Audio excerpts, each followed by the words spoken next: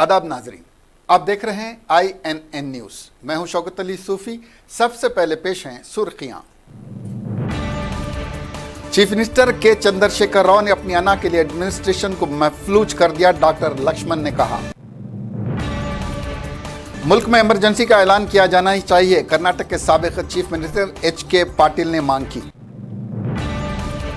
RTC को खानगियाने के लिए मरकज की मंजूरी चाहिए, JAC कन्वीनर अश्वत्थामा रेड्डी ने कहा।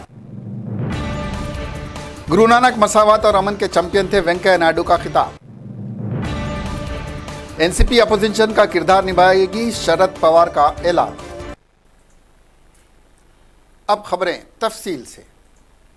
डॉक्टर के लक्ष्मण सदर रियासती BJP ने वजीर आला के चंद्रशेखर राव पर इल्ज़ाम लगाया कि उन्होंने अपनी अना के लिए रियासत के इंतजामिया को मुकम्मल मफलूज करके रख दिया है। आज एक प्रेस कॉन्फ्रेंस से खिताब करते हुए लक्ष्मण ने कहा कि RTC मुलाजमीन की हड़ताल 1 महीने से ज़्यादा हो गई है, लेकिन हुकूमत के कानों पर जूं तक नहीं रेंग रही है। उन्होंने कहा कि KCR की अपील पर 1% भी TRS मुलाजमीन रुजूबकार नहीं हुए हैं। वज़ीर आला को उनकी हैसियत दिखा दी गई है। लक्ष्मण ने वज़ीर आला से ख्वाहिश की कि वो अपने रवैये में तब्दीली लाते हुए मुस्बत रवैया इख्तियार करें, ताकि रियासत के नज़्म नस्क को बेहतर अंदाज में काम करने का मौका मिले।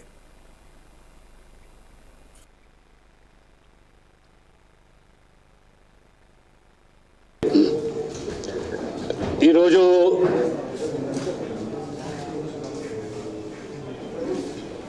రాష్ట్ర స్థాయి సంస్థాగత ఎన్నికల ప్రక్రియలో భాగంగా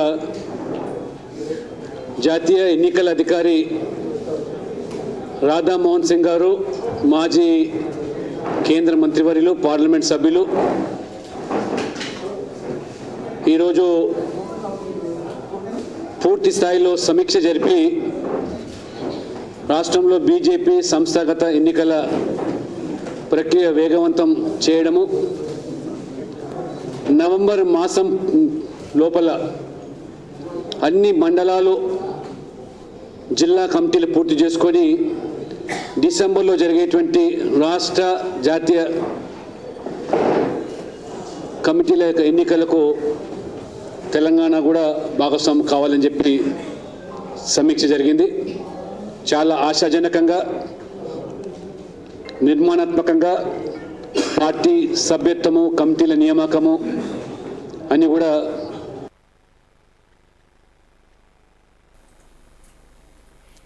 कांग्रेस मखनना पार्टी कायद मल्लू भट्टी विक्रमार्का ने अब्दुल्लापुर मिट के MRO विजय रेड्डी के वाक़े की मजम्मत करते हुए कहा कि इस तरह का मुल्क भर में ये पहला वाक़या है जो सरकारी मुलाजिम के साथ पेश किया गया है और ये गलत मिसाल है।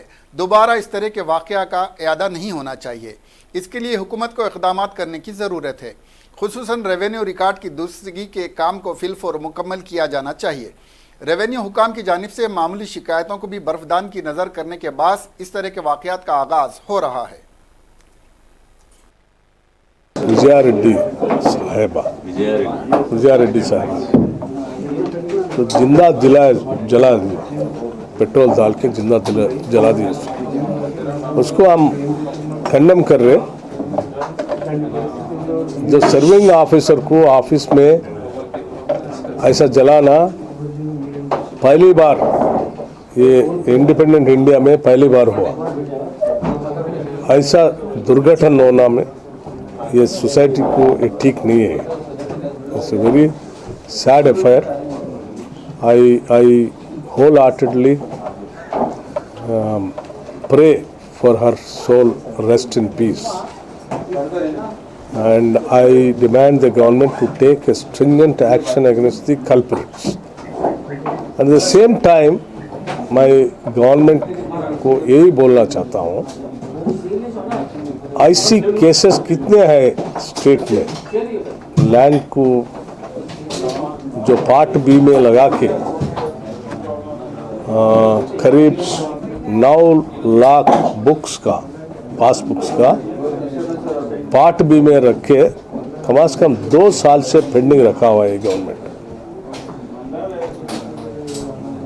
वो भी हैदराबाद शहर के इधर उधर और डिस्ट्रिक्ट्स में हर गांव में पार्ट बी में रख के 2 साल से पेंडिंग रखे, तो ये मामूली आदमी मेरा ज़मीन मेरे को आता नहीं आता, इसका बारे में क्या होगा बोल के बहुत परेशान में है। मैं चीफ मिनिस्टर साहब को असेंबली में भी पहले एक बार बोला, बाहर में आज बोल रहा हूँ, जल्दी से जल्दी ये पार्ट बी में जितना लैंड है उसको जल्दी सेटल करके ये इसके अंदर जो भी है वो लोगों को बाहर निकाल के लेके आके पासबुक देना। कर्नाटक के साबिका वजीर एच.के. पाटिल ने कहा कि मुल्क में माशी इमरजेंसी का ऐलान करे। बीजेपी की हुकूमत में मुल्क के माशी निज़ाम बहरान का शिकार हो चुका है। मीडिया से बात करते हुए उन्होंने कहा कि पाकिस्तान और बांग्लादेश की माशी हालत हिंदुस्तान से बेहतर है। मुल्क के बेरोजगारों को रोजगार फराहमी कोमा में चली गई है। ज़रई पैदावार वेंटिलेटर पर है। सनती पैदावार भी कम हो चुकी है। मोदी पॉलिसियों से आम आदमी मुकम्मल मुखालिफ हो गया है। इसको आवाम में ले जाने के लिए एक्शन प्लान तैयार किया गया है। उन्होंने कहा कि इस प्रोग्राम को तेलंगाना भर में एक तहरीक के अंदाज में आवाम में ले जाकर मोदी हुकूमत की गलत पॉलिसियों से वाकिफ कराया जाएगा।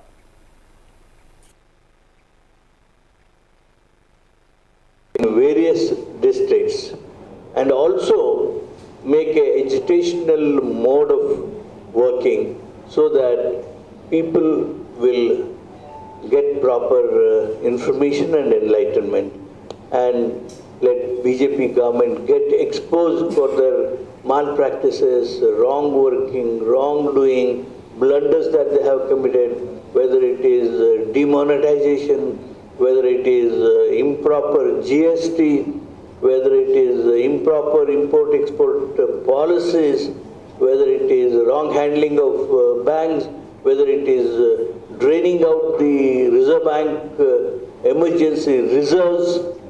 All this is going to make countries suffer, and before any big danger happens, Congress would like to warn the BJP government that you साबिक रुकन राज्यसभा वी हनुमंतराव ने कहा कि तहसीलदार विजय रेड्डी के कत्ल की सीबीआई तहकीकात होनी चाहिए। मीडिया से बात करते हुए उन्होंने कहा कि केसीआर ने जो नए पासबुक लाए हैं उससे बड़े पैमाने पर बेकायदगियां हुई हैं। इस नई पासबुक की वजह से ही विजय रेड्डी का कत्ल हुआ है। इस कत्ल के मामले को सीबीआई के हवाले किया गया तो असल मुलजमीन सामने आएंगे। रियासत में रियल इस्टेट माफिया की सरगर्मियां उरूज पर पहुंच चुकी हैं। उन्होंने इल्ज़ाम लगाया कि विजय रेड्डी के कत्ल करने वाले टीआरएस के कारकुनों ने किया है। आर्जी रिकॉर्ड की दुरुस्तगी से असल किसानों को रैतु बंधु स्कीम की रकम नहीं मिल रही है। उन्होंने मुतालबा किया कि महकमे रेवेन्यू और पुलिस में शफाफियत लाने की ज़रूरत है। केसीआर ने इन दोनों महकमों के वफ्द को कर्नाटक रवाना करें और वहाँ के तौर तरीक़ों का जायज़ा लें।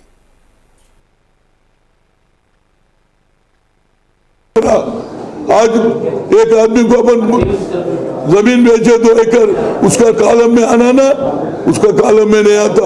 आज भी रईतु बंधु बेचे से वाला खरीदे से वाले के पास पैसे नहीं आ रहे, जो बेचे से वाले को पैसे जा रहे। क्यों भाई ये सिस्टम कब तक ये दलाली चलेगा? आप चलो अपना कोकापेट के तरफ, अपना गच्ची बोली के तरफ मुसलमान भीख मांग रहे हैं। 2016 तक 2006 तक उसका नाम है कॉलम में, उसके बाद उसका कॉलम निकाल दिए। क्यों नहीं मैं बोले तो पूछने वाला कोई नहीं है। वो कॉलम क्या है? उसमें पानी में नाम रहना, पानी में 2006 तक उसका नाम रहता है मोहम्मद अफजलुद्दीन, 2006 से दूसरा आ जाता रामाराव बोल के। क्या है? कब तक चलेगा ये? केसीआर तू सही इंसाफ करना है। आज तेरा रईतु बंधु भी ओरिजिनल जो बेचे वाला उसके नाम पे है मगर उसको नहीं मिल रहा, जो बेच दिए वाले को जा रहा पैसे। अब इससे ज्यादा क्या बेईमानी होना भाई? वही देखो कर्नाटक में जब हमारे क्या नाम बसवराज देवराजर्स जब चीफ मिनिस्टर था, कावूरी तिम्मप्पा ये कानून लाए। अगर आज तुम दूसरे को बेच दिए तो उसका नाम आ जाता, मगर वो बेचे तो जो बेच दिया उसका नाम ही चल रहा। उस वक्त रईतु बंधु में आज तक किसी को पुराने वाले को ही मिल रहा। अरे मैं जमीन खरीदा बोले तो पूछने वाला नहीं है। आज जो विजय रेड्डी क्यों मरी, इसके पीछे कौन है? इसको वजह से सीबीआई इंक्वायरी होना चाहिए। जो सुरेश बोलने वाला कौन है? टीआरएस का कार्यकर्ता है। आरटीसी जेएसी के कन्वीनर अश्वत्थामा रेड्डी ने कहा कि आरटीसी को खानगियाने के लिए मरकजी हुकूमत की मंजूरी ज़रूरी है। बीजेपी पार्टी दफ्तर में आरटीसी जेएसी के कायदीन ने बीजेपी के सदर लक्ष्मण से मुलाकात करते हुए मिलियन मार्च की तायद करने की दरख्वास्त की। इस मौके पर जना समिति के सदर कोदंडर राम, एम कृष्णा मादिगा और दीगर बीजेपी कायदीन भी मौजूद थे। मुलाकात के बाद मीडिया से बात करते हुए अश्वत्थामा ने कहा कि हुकूमत कितने भी डेडलाइन का ऐलान कर लें, कुछ होने वाला नहीं है। सिर्फ 300 मुलाजिमीन ही खिदमात से रुजू हुए हैं। उन्होंने मुलाजिमीन से कहा कि वो खौफजदा ना हो। उन्होंने कहा कि आरटीसी को खानगियाने के लिए मरकज़ी हुकूमत की मंजूरी और क़वायद होते हैं और यूनियन की मंजूरी ज़रूरी है। उन्होंने कहा कि केसीआर से वो मुलाजिमीन से बात करने का अमल शुरू करने की अपील की। उन्होंने सरकारी मुलाजिमीन से दरख्वास्त की कि वो 2 दिन पेन डाउन एहतजाज करें। उन्होंने कहा कि आरटीसी हड़ताल से मुताल्लिक़ अमित शाह और जेपी नड्डा को वाकिफ़ करवाया गया है। हुकूमत गुज़िश्ता 33 दिनों से जारी हड़ताल के बावजूद कोई रद्द-ए-अमल ज़ाहिर नहीं कर रही है, इसलिए मरकज़ी हुकूमत मदाखिलत करे। उन्होंने कहा कि सेक्शन 68 और 67 के तहत अवाम की सहूलत के लिए खानगियाने की सहूलत एक्ट में रखी गई है। खानगियाने के लिए क़वायद के मुताबिक करने होंगे, लेकिन ये हुकूमत किसी क़वायद पर अमल नहीं कर रही है। उन्होंने कहा कि हुकूमत ने असम्बली में कहा था कि वो मोटर व्हीकल एक्ट पर अमल करने नहीं देंगे, सिर्फ आरटीसी के लिए कानून पर अमल करेंगे। सही चल रहा। कल शाम तक वो गवर्नमेंट एंड मैनेजमेंट चांस देते वर्करों को जेन होना बोल के दबा के वर्करों को कोई भी जेन नहीं हुआ। मैक्सिमम 20 आदमी से ज़्यादा नहीं हुआ, ड्राइवर कंडक्टर। बाकी का जो जेन हुआ बोल रहा 208 209 वो भी सुपरवाइजर क्लर्कल स्टाफ में जेन हुआ। जो वर्करों इतना डराने के बाद एक स्टैंड लेके तैरना वर्करों को पहले आप सब तरफ से धन्यवाद बोल रहा हूँ। यही स्टैंड हमेशा मेंटेन करके होने वाले दिन में स्ट्राइक और तेज करके अपन डिमांड हासिल कर तक स्ट्राइक में रहना बोल के बोल रहा हूँ।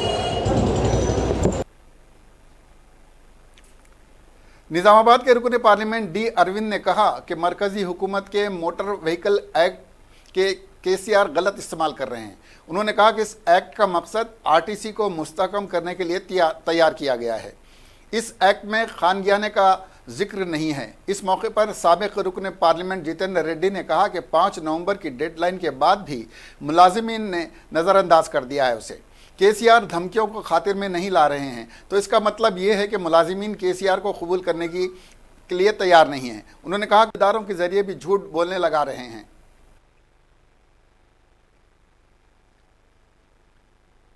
ప్రతి ఒక్కరికి తెలంగాణలో ప్రతి ఒక్కరికి అర్థమయ్యే భాషలో నేను చెప్తా. ఆ యాక్ట్లో రాష్ట్రాలకి ఫ్రీడమ్ ఇవ్వడం జరిగింది. అంటే ఒక తండ్రికి 28 పిల్లలు ఉన్నారు 28 మనిషికి 10 ఎకరాలు ఇచ్చి మీరు బాగుపడి ఉండరు నాయన అని చెప్పిండు. అందులో అర్థం చేసుకున్నాడు, రెస్పాన్సిబుల్ బాధ్యతగా ఉన్నాడు. ఆ 10 ఎకరాలని ఒక కాంపిటేటివ్ స్పిరిట్ తీసుకొచ్చి కష్టపడి దాన్ని 100 ఎకరాలు చేసుకుంటాడు. ఓ నలుగురు ఈ యాక్ట్ మనకు అవసరం లేదు, మాకు ఆల్రెడీ బాగుంది అని కొన్ని రాష్ట్రాలు కొందరు పిల్లగాళ్ళు మేము సెల్ఫ్ సఫిషియెంట్ ఉన్నాము మాకు అవసరం లేదన్నారు. చెడిపోయిన పిల్లగాళ్ళు కేసీఆర్ లెక్క చెడిపోయిన పిల్లగాళ్ళు ఉన్నాడు ఆ 10 ఎకరాలు అమ్మేసుకొని institute of forest research biodiversity के ज़ेरे निगरानी कृष्णा और गोदावरी की तजदीद के सिलसिले में एक वर्कशॉप मुनक्किद हुआ। इस वर्कशॉप में महकमे जंगलात और माहौलियात के खुसूसी सेक्रेटरी राजेश्वर तिवारी ने कहा कि हयातियाती नदियों कृष्णा और गोदावरी को माहौलियाती चैलेंजों से बचाने की ज़रूरत है। उन्होंने कहा कि तेलंगाना के अवाम के पीने के पानी और आबपाशी की ज़रूरियात को पूरा करने के लिए इन दोनों नदियों का मुसलसिल बहाव ज़रूरी है और ये कि IFB वर्कशॉप हैदराबाद में ज़ेर एहतमाम कृष्णा गोदावरी नदियों और कैचमेंट एरिया की सफाई के बारे में मुनक्किद हुई। तेलंगाना उमूर इंचार्ज आरसी कुंतिया ने कहा कि मोदी की अवामी मुखालिफ पॉलिसियों के खिलाफ 8 नवंबर को तेलंगाना के तमाम जिला कलेक्टर्स दफातर के रूबरू एहतजाज किया जाएगा। मीडिया से बात करते हुए उन्होंने कहा कि 16 नवंबर को रियासत भर में रैली निकालते हुए हैदराबाद में एहतजाज किया जाएगा। दिसंबर के पहले हफ्ते में दिल्ली में प्रोग्राम किए जाएंगे। मोदी और केसीआर बड़े भाई और छोटे भाई हैं। केसीआर सेक्रेटेरिएट को मुनहदिम करना चाहते हैं तो मोदी पार्लियामेंट को मुनहदिम करने पर गौर कर रहे हैं।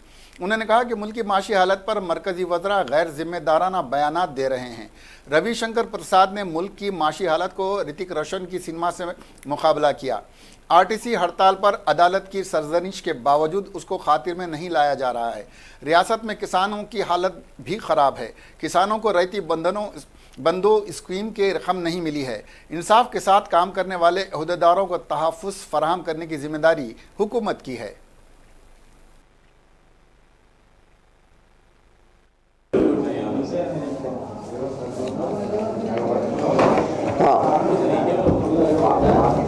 अभी जो देश का आर्थिक मांदा स्थिति का खिलाफ में अखिल भारत कांग्रेस कमेटी अध्यक्षा श्रीमती सोनिया गांधी का निर्देश क्रमे सारा तेलंगाना में 8 तारीख को हर डिस्ट्रिक्ट में और हैदराबाद को 9 तारीख हैदराबाद डिस्ट्रिक्ट में, 16 तारीख को स्टेट लेवल हैदराबाद में रैली धरना करने के लिए तय हुआ है। और ये जो कार्यक्रम है इसके लिए एक सीनियर मिनिस्टर को जिम्मेदार दिया गया है हर डिस्ट्रिक्ट का। And this will continue till 1 year and there would be a big rally. Delhi में एक बड़ा रैली होने का ये तय हुआ है। विशेष रूप से आरईसीपी के भारत का सरकार साइन नहीं करना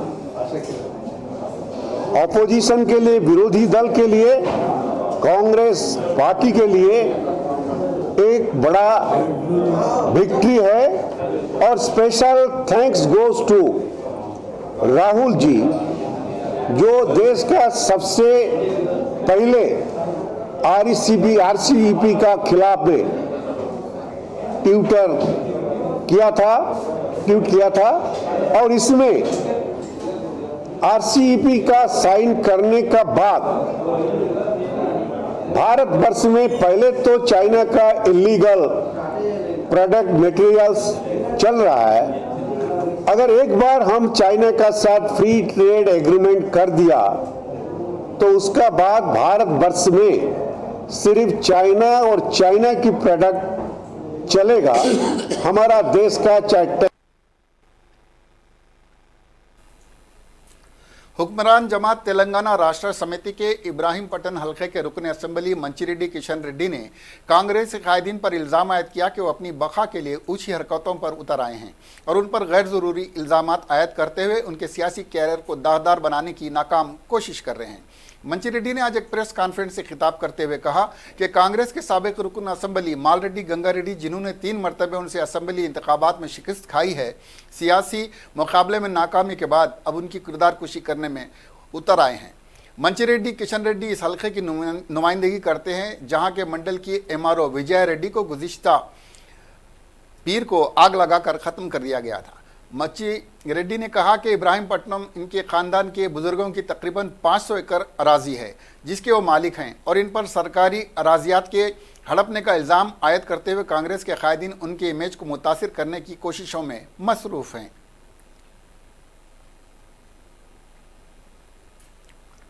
टीआरएस पार्टी के कारगुजार सदर के तारक रामाराव ने टीआरएस पार्टी के वफात पा चुके कारकुनों के अफराद ख़ानदान को चेक्स तकसीम किए।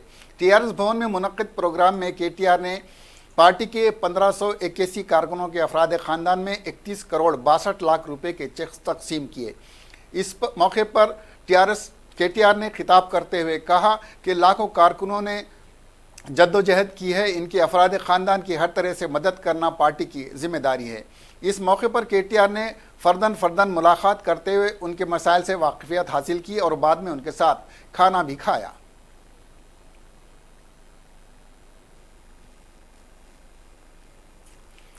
गुरु नानक एक अजीम शख्सियत के मालिक और मसावत और अमन के चैंपियन थे। ये बात नायब सदर वेंकैया नायडू ने पंजाब असम्बली के खुसूसी इजलास से खिताब करते हुए कही। यह सेशन गुरु नानक जी की 550वीं जयंती के मौके पर खुसूसी तौर पर मुनक्किद किया गया था। वेंकैया नायडू ने कहा कि उन्होंने गुरु नानक जी की तालीमात में से ख़वातीन की इज़्ज़त का भी सबक सीखा है। उन्होंने मर्द व ख़वातीन को बराबरी का दर्जा दिया। इस मौके पर साबिक़ वज़ीर आज़म डॉक्टर मनमोहन सिंह ने भी खिताब करते हुए गुरु नानक जी की तालीमात पर रोशनी डाली। 550 साल पहले गुरु नानक जी ने परमात्मा, धर्म और जीवन की सच्चाई को पेश किया और अपने पवित्र तालीमात में उन्होंने सच्चाई और अमन की तालीम दी। Sri Guru Nanak Ji was a great champion of equality. For him, the difference between multiple identities based on caste, creed, religion and language were irrelevant. He said, quote, "Preposterous is caste. Weighing the distinction of birth, the Lord gives shelter to all human beings." Unquote. He aimed at creating a casteless society in which there is no hierarchy, in which all are equal and where one member does not exploit the other. Nanak Uttam Neech Na Kave. Respect for woman and gender equality is another important lesson to be learned from Sri Guru Nanak Dev Ji's life. Guru Nanak Dev Ji's father create this evocative description of nature at the end of Japji Satsa shows his awareness of the importance of environment. Air is the Guru, water is the father, and earth is the great mother of all. What a great saying of those days. Love and live. Maharashtra में हुकूमत साजी का मौक़िफ़ जूं का तूं है।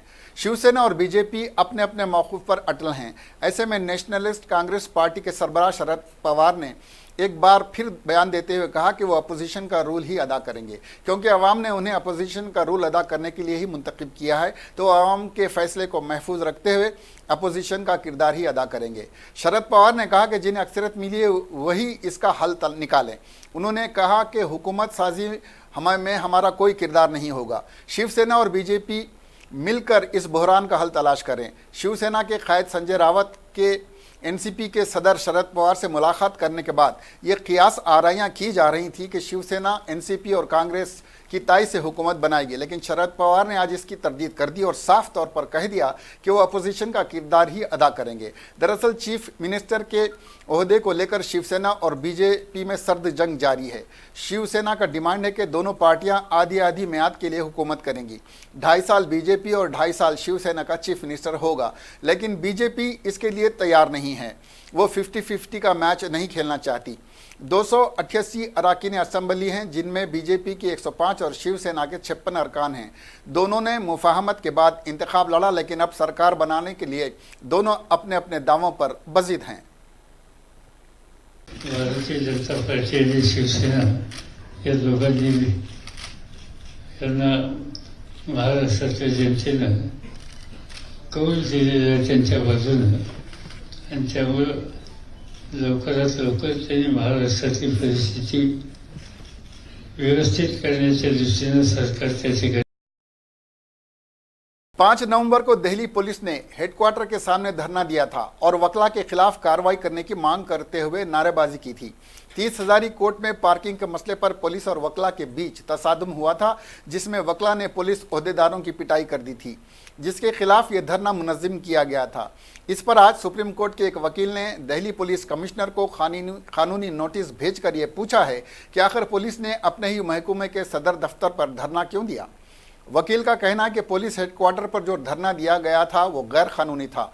वकील ने पुलिस कमिश्नर से कहा कि सड़क पर मीडिया की मौजूदगी में हवलदार और सिपाहियों के इस धरने से वकला और माशरे में खौफ पैदा करने की कोशिश की गई है, जो सरासर गैर कानूनी है।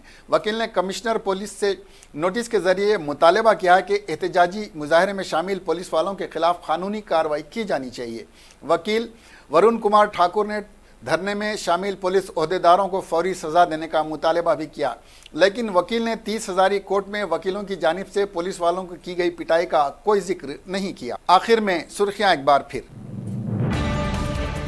चीफ मिनिस्टर के चंद्रशेखर राव ने अपनी आना के लिए एडमिनिस्ट्रेशन को महफूज कर दिया, डॉक्टर लक्ष्मण ने कहा। मुल्क में इमरजेंसी का ऐलान किया जाना ही चाहिए, कर्नाटक के साबिक चीफ मिनिस्टर एच.के. पाटिल ने मांग की। आरटीसी को खानगियाने के लिए मरकज की मंजूरी चाहिए, जेएसी कन्वीनर अश्वत्थामा रेड्डी ने कहा।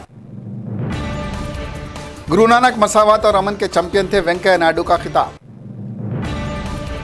एनसीपी अपोजिशन का किरदार निभाएगी, शरद पवार का ऐलान।